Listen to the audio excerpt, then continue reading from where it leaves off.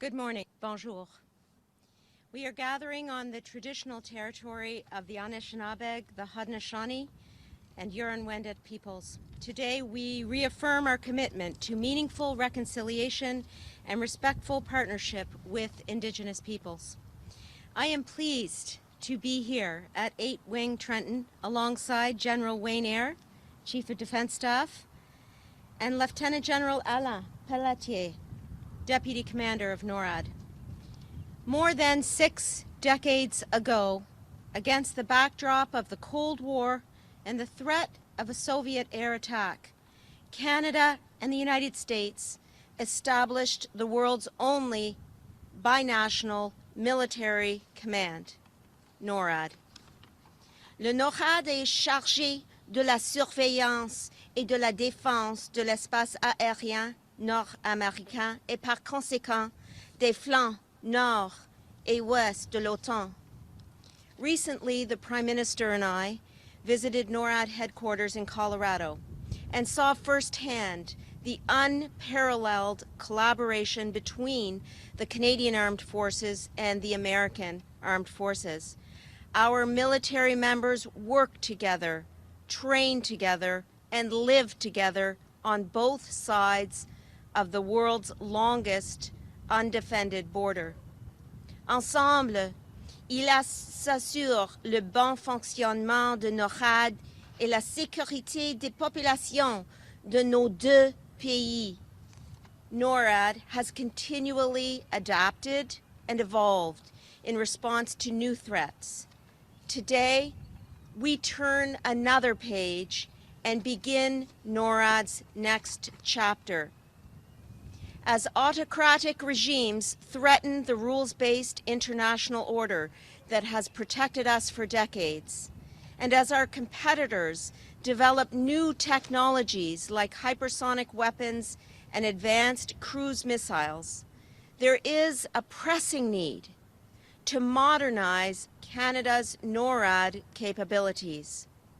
Today, I am here to announce that Canada is investing $4.9 billion over the next 6 years to modernize our continental defenses and to protect Canadians from new and emerging threats.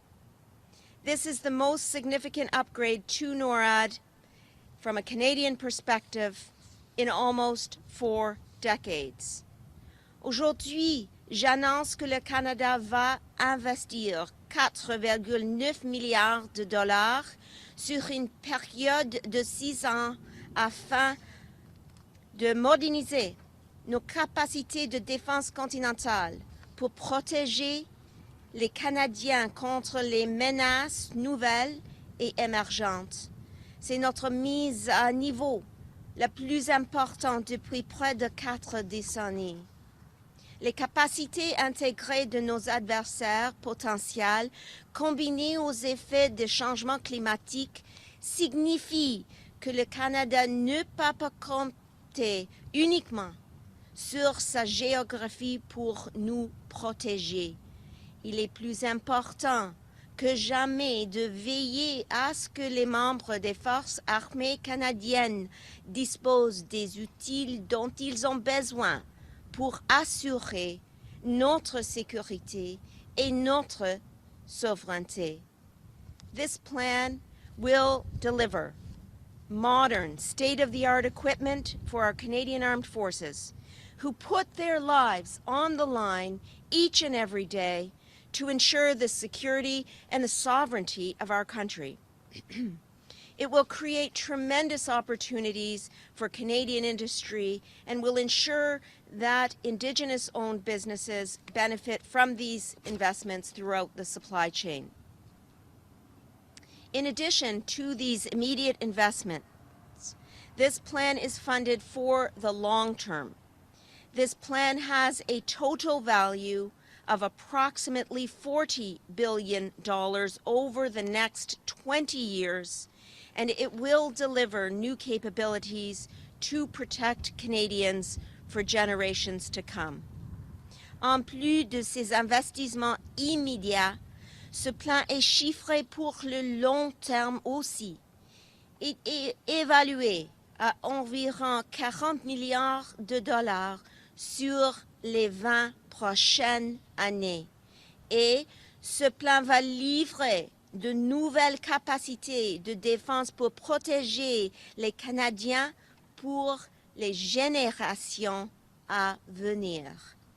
Building on the U.S.-Canada joint statement on NORAD modernization signed last summer, I will now describe the 5 sections of our plan. First, we will make significant investments in new capabilities to detect threats to North America. With better information, we improve our ability to make the best decisions for Canada and respond to threats to our shared continent.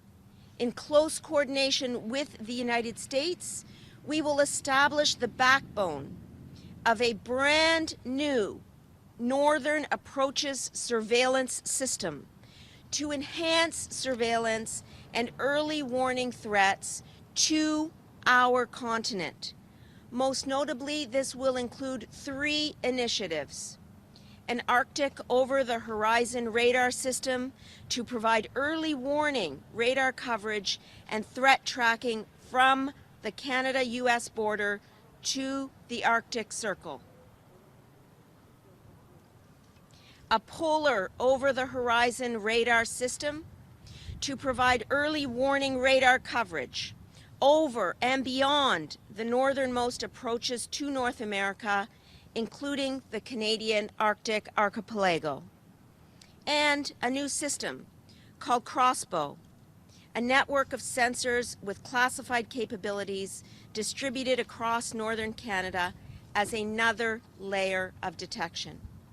Ces 3 systèmes vont améliorer de manière considérable notre connaissance situationnelle de ce qui entre dans l'espace aérien canadien en provenance du Nord.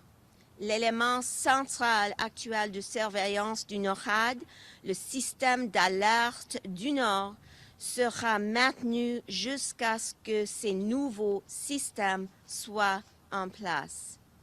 And finally, we will build on commitments for space-based surveillance announced in our defense policy, Strong, Secure, Engaged, by launching a space-based surveillance project which will use satellites to perform surveillance of the Earth's surface for intelligence and threat tracking purposes. Ensemble, ces investissements amélioreront considérablement notre connaissance de la situation et permettront au Canada d'être averti plus tôt et plus précisément. Now let me turn to our new investments in additional technologies to enhance our decision making. Si une menace à l'encontre du Canada est détectée, les commandants n'ont pas beaucoup de temps pour évaluer ses impacts possibles sur les Canadiens. And for this reason, it is crucial that commanders and policymakers have a comprehensive and an accurate operating picture that integrates data from all domain sensors and uses machine learning, quantum and cloud computing, and artificial intelligence. We are investing in 7 new initiatives to enhance technology-enabled decision-making. These include modernizing command and control information systems, expanding Canada's contribution to the NORAD Pathfinder initiative that takes advantage of cloud-based computing and machine learning to ensure that NORAD commanders can make informed and rapid decisions. Modernizing the Canadian Combined Air Operations Centre, constructing a new positioning, navigation, and timing capability to assist with air navigation in remote areas, renewing the CAF's high and low frequency radio capability, enhancing satellite communications in the Arctic, which is central to the CAF's ability to protect Canadians and conduct emergency responses and search and rescue, and procuring and installing new digital radios and network equipment. Ces investissements vont permettre d'exploiter toutes les capacités de l'informatique du XXIe siècle et vont fournir aux commandants des outils de pointe pour prendre plus rapidement des décisions cruciales. Troisièmement, nous allons accueillir de nouvelles capacités défensives pour dissuader et, si nécessaire, pour vaincre les menaces aérospatiales. Canada is procuring new advanced air-to-air missiles with capability to engage threats from short, from medium, and long-term ranges. As we announced just a few months ago, Canada is in the finalization phase of the procurement process for 88 new F-35 fighter jets from Lockheed Martin, and these advanced missiles will be compatible with our future fighters. Nous allons aussi travailler à l'élaboration d'options pour une capacité canadienne de défense aérienne basée au sol. Fourth, we are investing in new infrastructure and support capabilities so that the Canadian Armed Forces have the resources that they need to launch and sustain operations in the Canadian North. La mise à niveau de nos infrastructures est plus urgente que jamais, alors que les changements climatiques et le réchauffement des températures ont un impact majeur sur notre infrastructure actuelle. Warmer temperatures mean that the Canadian Armed Forces are increasingly tasked with sovereignty-related operations, intelligence and surveillance activities, maritime and air interdiction, search and rescue, and emergency response. And this means we are investing in acquiring additional air-to-air refueling aircraft, upgrading northern basing infrastructure at 4 locations in Canada's north, upgrading fighter infrastructure and NORAD quick reaction alert capabilities at bases across the country, modernizing our air operational training infrastructure. We are making these investments in partnership with Indigenous communities, provinces, territories, and other government departments so that new infrastructure can fulfill the needs of our military and of local communities. Comme 5e volet de notre plan, nous créerons un nouveau programme scientifique et technologique pour la défense de l'Amérique du Nord au sein de Recherche et Développement pour la Défense Canada. This program will ensure that we are steps ahead of new threats. Using Canadian innovation and knowledge, the program will address strategic continental defense capability gaps on an ongoing basis by rapidly assessing, accessing, and co-developing technological solutions with our allies. Ensemble, ces 5 éléments forment un plan solide pour moderniser nos défenses continentales. Before concluding, I must mention that as we modernize NORAD, we are resolutely committed to working with Indigenous and Northern communities, to meeting our legal obligations, and beyond that, to meaningful reconciliation. As we build new infrastructure, engage in research and development, and create new economic opportunities, we will work alongside local communities to make sure that our investments not only meet the needs of our military, but also serve Indigenous and Northern communities. In particular, we will be relying on the unique knowledge of the North, possessed by Indigenous and Northern communities, including our valued Canadian Rangers, to ensure that we deliver the best results for our military. Accordingly, the final piece that I will highlight today is the creation of a fund to enable Indigenous partners to meaningfully agree and engage with us as we deliver these initiatives. We have begun these consultations, and we will ensure that our engagement continues. We believe that Northern and Indigenous communities play a central and important role in affirming and defending Arctic and Northern policy. We will work collaboratively with them through the Arctic and Northern Policy Framework, through the Inuit Crown Partnership Committee, and the Inuit Nunangut policy in affirming and defending Arctic sovereignty. To conclude, let me say that the United States remains Canada's closest and most important ally, our strongest partner, and our closest friend. And every single day, two countries collaborate on mutual priorities around the globe, delivering military aid to Ukraine, upholding the rules-based international order in the Indo-Pacific, and promoting stability and security in the Middle East. But our most important priority will always be to protect our citizens.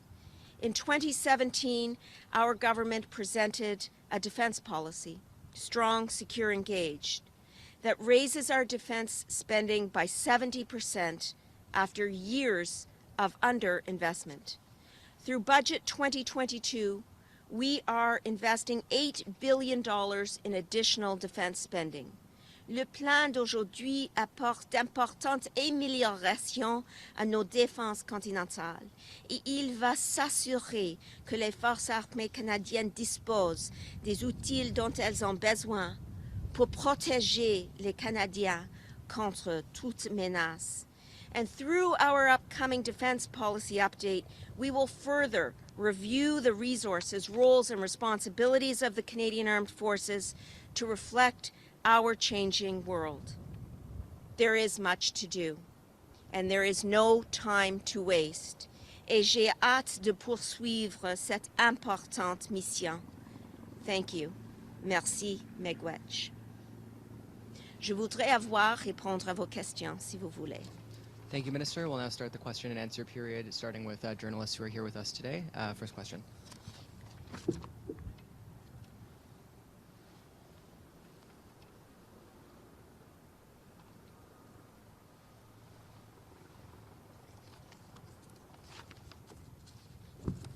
Test. Okay. Hi, Minister. It's Annie Bergeron-Oliver with CTV National News. I'm sorry my first question may seem very simplistic, but a news release and backgrounder have yet to be released to us. You announced today $4.9 billion over 6 years. Is this new money, or is it included in the $8 billion that your government announced in the budget? Through the last number of years, since the introduction of Strong, Secure, Engaged, we have increased our defense spending and will continue to do so. First of all, by 70% under Strong, Secure, Engaged. Second of all, through the $8 billion in the most recent federal budget. And third of all, and in direct answer to your question, the new announcement today of the over $4 billion over 6 years, which is new money, and $40 billion, of course, over 20 years, which is funded. Okay, thank you for that. And defense experts have warned that the Northern Warning System is incapable of responding to modern technology and the threat that it poses. You mentioned in your speech that Canada will be working with the U.S. to create a new system. Do you have any idea how long that could take? And also, are you worried about the state of our current system in the meantime? So you're right to point to the North Warning System. Recently, we awarded a $600 million contract to Nasittuq Corporation for the maintenance of the North Warning System, which will remain in place until these new capabilities are put in place. And in particular, We will unveil this North Approaches surveillance system. It will have an Arctic over-the-horizon radar system as part of it, a polar over-the-horizon radar system, as well as a new system called Crossbow to address all types of threats that we need to ensure are surveilled and are caught at an early stage. I do have additional expertise views here on this issue if you would like. General?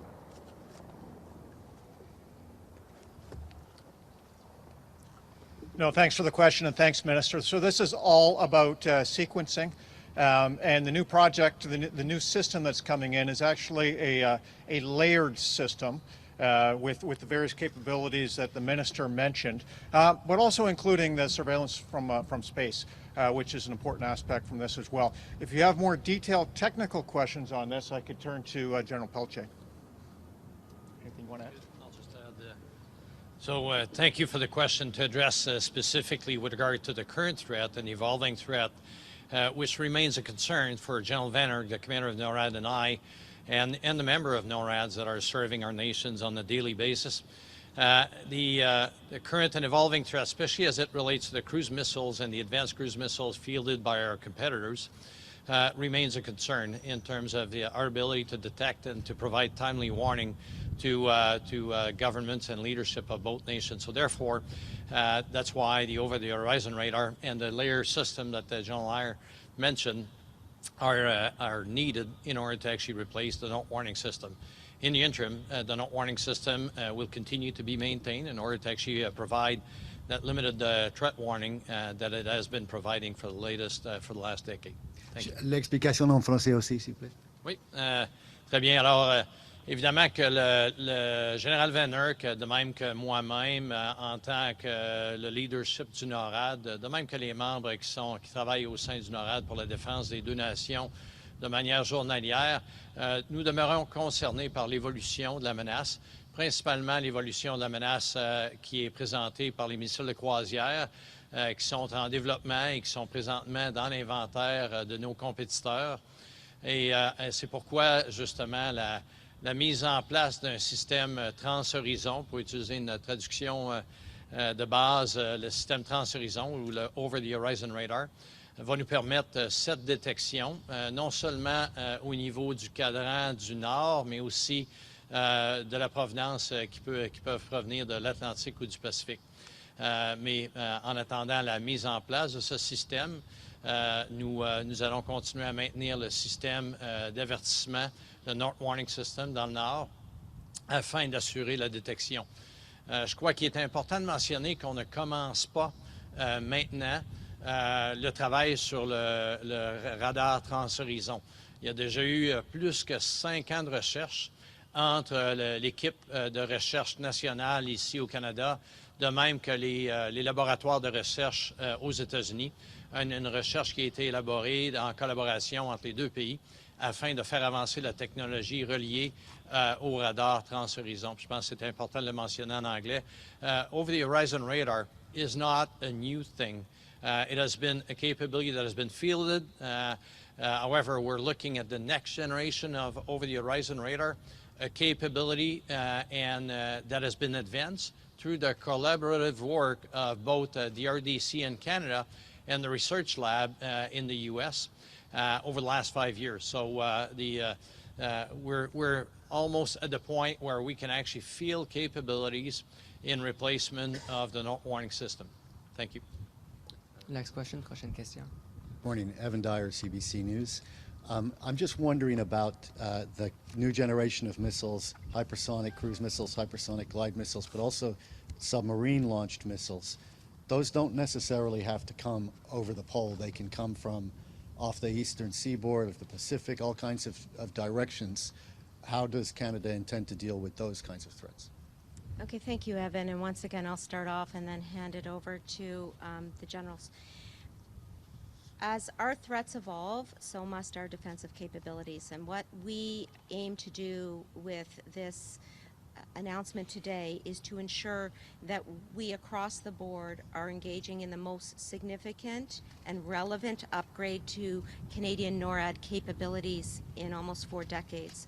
With that foundation, let me say that the new system of sensors that will comprise the Northern Approaches Surveillance System that I just described essentially push our line of sight further north, ensuring that we will be able to respond to fast-moving threats like hypersonics, like the number of different types of missiles that you mentioned in your question, and that are being introduced into the security environment seemingly on a monthly basis.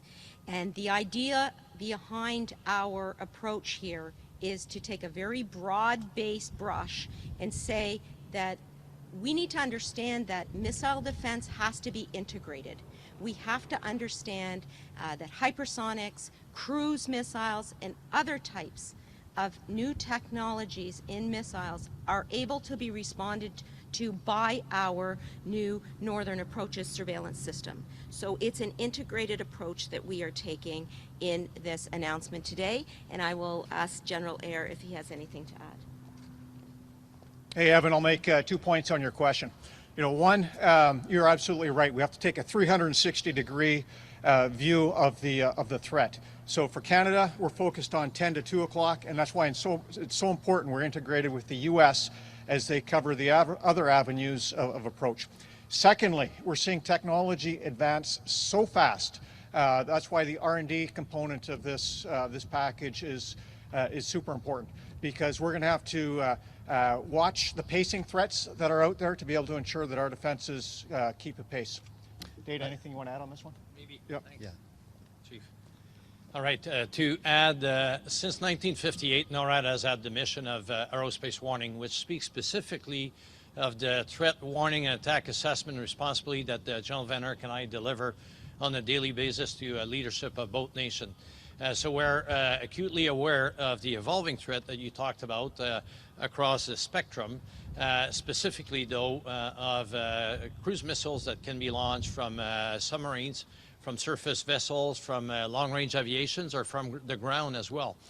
And so therefore, the commander has addressed that through his requirement.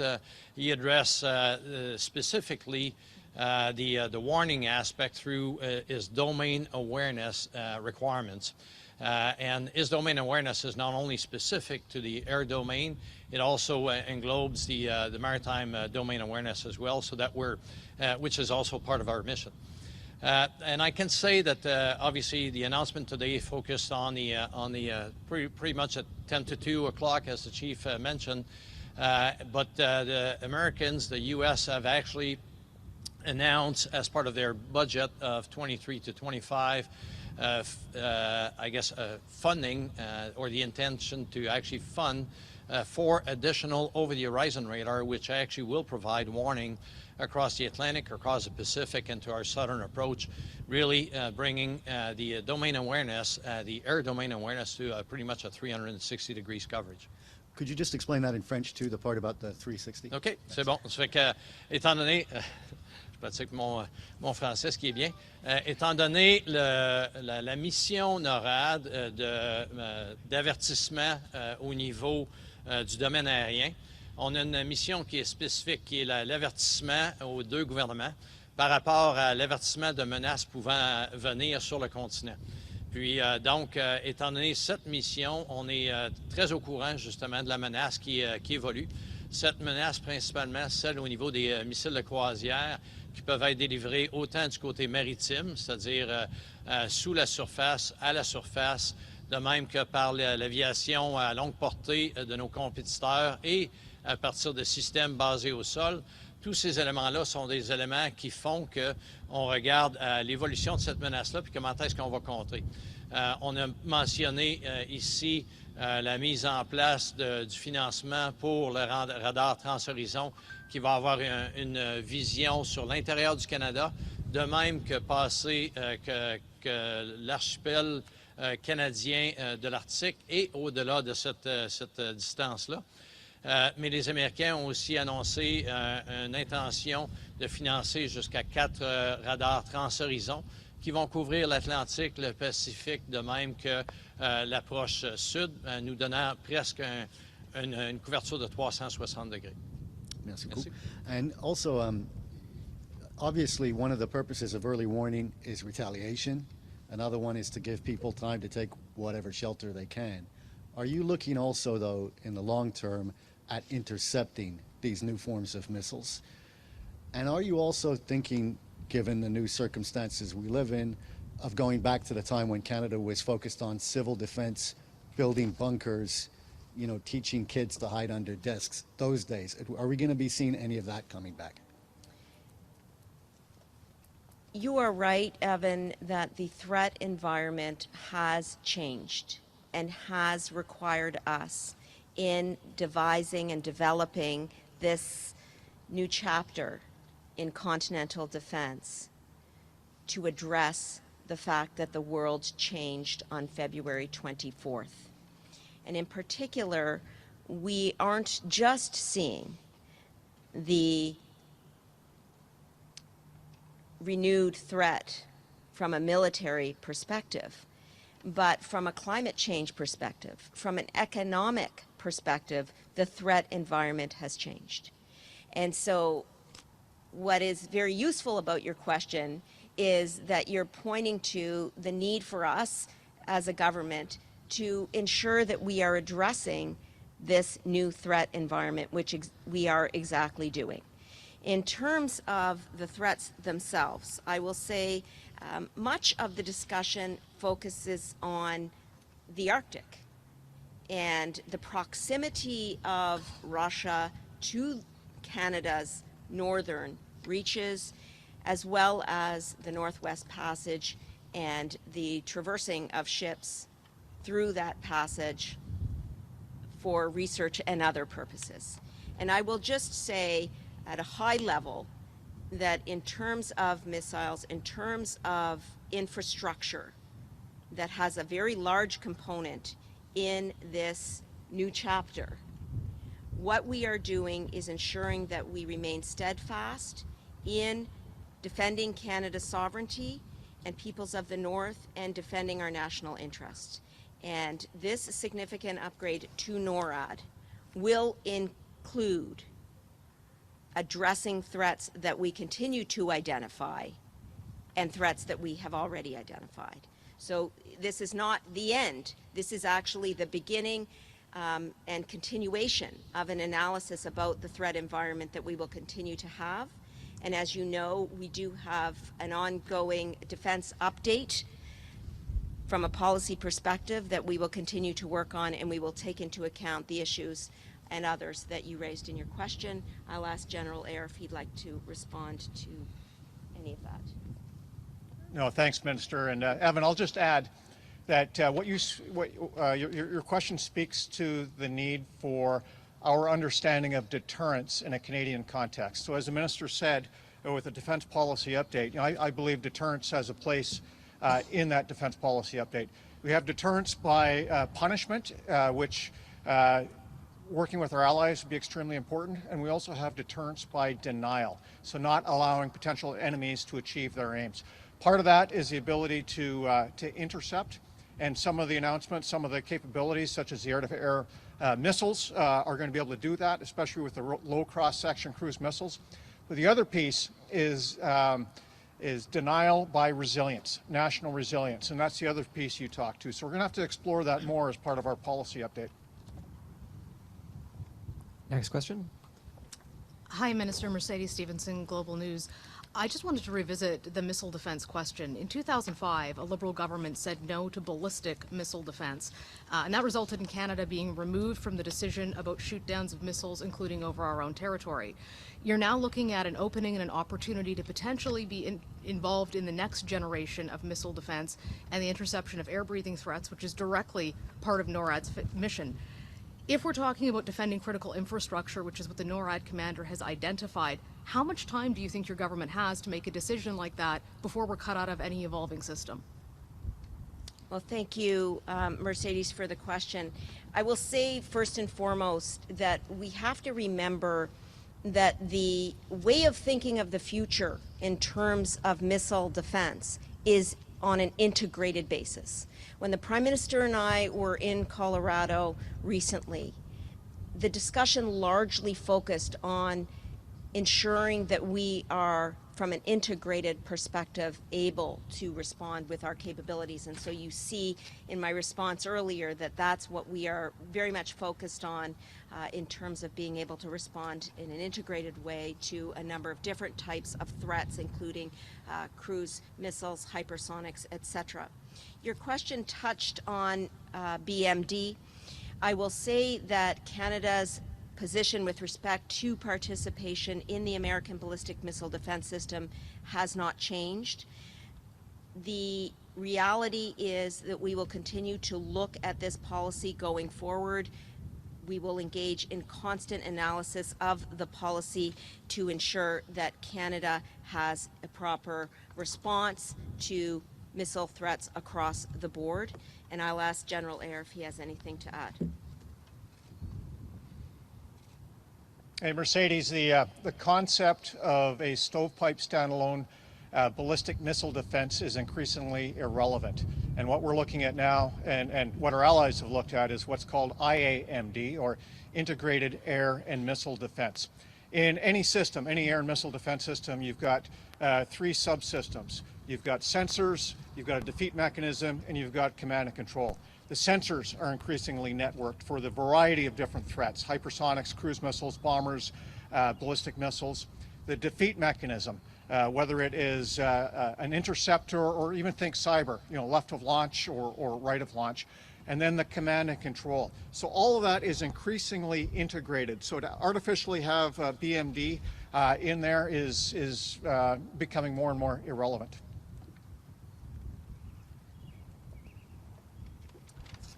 Thank you. My second question is in relation to the funding as well. We don't have the background information, as my colleague Annie was mentioning. When will this money start flowing? And are we going to get a breakdown of what it's flowing to? Because $4.9 billion sounds like a lot, but that would barely cover the near and broadband communications in the Arctic. Well, thank you. Just to be clear, we have the over $4 billion being allocated in the 6 years across, on top of the $8 billion in the federal budget, and that we have this announcement today fully funded over 20 years at approximately $40 billion. In terms of the precise breakdown, we are finalizing those particular numbers, and we can provide you with more information after that, including a backgrounder that I understand should be necessary for all of you. Thank you. Question, next question. Hi, Pat Brethauer from the Globe and Mail. Your government continues to be criticized by the U.S. over failing to meet our 2% GDP commitment for NATO spending. Ambassador called your $8 billion increase disappointing. U.S. Senator from Alaska says we're a freeloader. So what's a timeline for getting to 2%? Well, thank you for the question. Not unexpected, I might add. I will say that, first and foremost, that Canada is on an upward trajectory in terms of defense spending. We are increasing defense spending by 70% under strong, secure, engaged, and have been doing so since 2017, and that's over a 9-year period until 2026. On top of that, we have the $8 billion in budget 2022, and on top of that, we have the announcement today, which is a robust package funded over 20 years to modernize NORAD. So our defense spending is now on an even sharper upward trajectory. We have the 6th largest defense budget of all NATO countries. And as I discussed with the Secretary General and my NATO colleagues late last week, Canada will continue to ensure that it is funding defense and security on this continent and in terms of our NATO alliance. Merci beaucoup pour la question. Il est important de rappeler que nous sommes sur une trajectoire ascendante de nos dépenses de défense depuis 2017, après que le gouvernement précédent ait laissé les dépenses de défense tomber à au moins de 1%. Grâce à notre politique, par exemple, nous avons fait des investissements intelligents pour augmenter nos dépenses de plus de 70% entre 2017 et 2026. Dans le budget 2022 aussi, nous avons annoncé 8 milliards de dollars supplémentaires en nouvelles dépenses de défense. Et aujourd'hui, comme j'ai déjà dit, nous avons annoncé un ensemble robuste pour moderniser NORAD. Ainsi, nos dépenses de défense sont maintenant sur une trajectoire ascendante encore plus marquée et nous continuerons à faire les investissements nécessaires pour assurer la sécurité des Canadiens. One other question. You and others have used the word competitor. I presume that's, among others, a reference to Russia. Why not use the word opponent or even enemy, considering we're supplying arms to Ukraine? I believe that at this time, Russia is the aggressor. Russia has violated international law. Russia is undermining the rules-based international order. I think that is pretty clear from my perspective and our government's perspective. Thank you. I think we'll now go to the phone for some questions. Could we have the first question from the phone, please? Première question. Thank you. Merci. If you have a question, please press star 1. Pour toute question, appuyez sur étoile 1. The first question, la première question, Mélanie Marquis, La Presse. Please go ahead. Your line is now open. Votre ligne est ouverte. Bonjour. On entend très mal au téléphone. Je n'ai pas pu me rendre sur place. J'espère que vous m'entendez mieux. La première question que je voudrais vous poser, c'est sur le système d'alerte du Nord. J'aimerais savoir, sur le 4,9 milliards, combien ça va coûter? Et puis, quelle est la date, l'année à laquelle on s'attend à ce que ce soit complété? Ce sont des détails, Mélanie, merci pour la question. Ce sont des détails que nous travaillons sur très fort maintenant. Mais maintenant, nous pouvons dire que nous allons avoir un nouveau système de surveillance dans le Nord. Nous allons au même temps maintenir le North Warning System et ensemble, nous avons une approche de niveau, a leveled approach, pour s'assurer que nous avons un système de surveillance dans le Nord. Mais au sujet de votre question, ce sont des détails que nous devons s'assurer à ce moment. Une question de suivi? Oui, une autre chose que j'ai pas entendue, mais je pense pas que ce soit à cause du vent sur la base, c'est le système antimissile balistique. Vous, sauf erreur, vous en avez pas parlé. Par contre, au mois de mai, vous aviez dit que le Canada comptait probablement s'y joindre. Avez-vous du nouveau à nous dire là-dessus? Est-ce que ça va venir dans un prochain volet du 40 milliards sur 20 ans? Si je comprends votre question, je ne pense pas que j'ai dit ça. J'ai dit toujours que la position de notre pays n'a pas changé sur le système balistique, mais nous allons avoir un système maintenant avec cet investissement pour un système intégré pour adresser beaucoup de types de missiles. Mais je ne sais pas si je comprends ta question. Si vous voulez le répéter, ça marche pour moi. La position du gouvernement, comme vous l'avez dit au mois de mai, c'est de vous joindre au système anti-missile. Notre position n'a pas changé sur ça à ce moment, mais comme le général Eyre a dit jusqu'à maintenant, c'est important d'avoir un système intégré. Et ça, c'est le système de l'avenir. Et ça, c'est le système que le Canada va avoir. Un système qu'on peut voir et comprendre et avoir intégré. Et ça, c'est la chose la plus importante avec l'annonce d'aujourd'hui sur ce sujet. Intégré. This is the word of the day. Ça, c'est le mot du jour sur les missiles. Parce qu'on ne peut pas avoir seulement une approche pour un missile. Ça ne marche pas dans l'avenir et aujourd'hui. Et ça, c'est aussi souligner l'importance de la recherche et développement. Nous devons avoir un système qui peut comprendre et accepter que l'avenir, c'est un système de beaucoup de types de missiles. Okay, and I think we'll now take one last question from the phone. Une dernière question de téléphone. Thank you. Merci. The next question, prochaine question, Lee Bertium de Canadian Press. Votre ligne est ouverte. Please go ahead. Yes, thank you. I just wanted to go back to the timeline question again. Obviously, military officials have been warning for years that the North Warning System is obsolete. I'm curious as to why you won't set a date for when that system will officially be replaced, and what, given the long procurement timelines and also the pace of technological change that we've been dealing with, what will be done to make sure that this project doesn't get kind of snared in, you know, these eternal procurement delays and cost overruns that have snarled many other procurement projects in the past.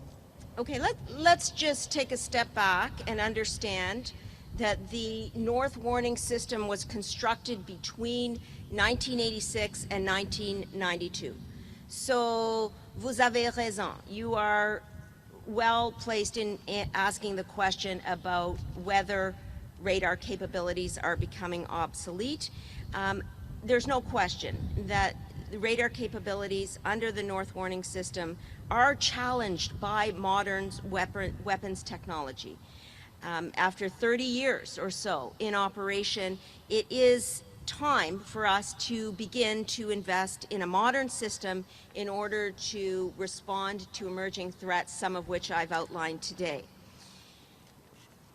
But we are well aware that we need to maintain the North Warning System to remain capable of supporting NORAD priorities while we bring the new system online.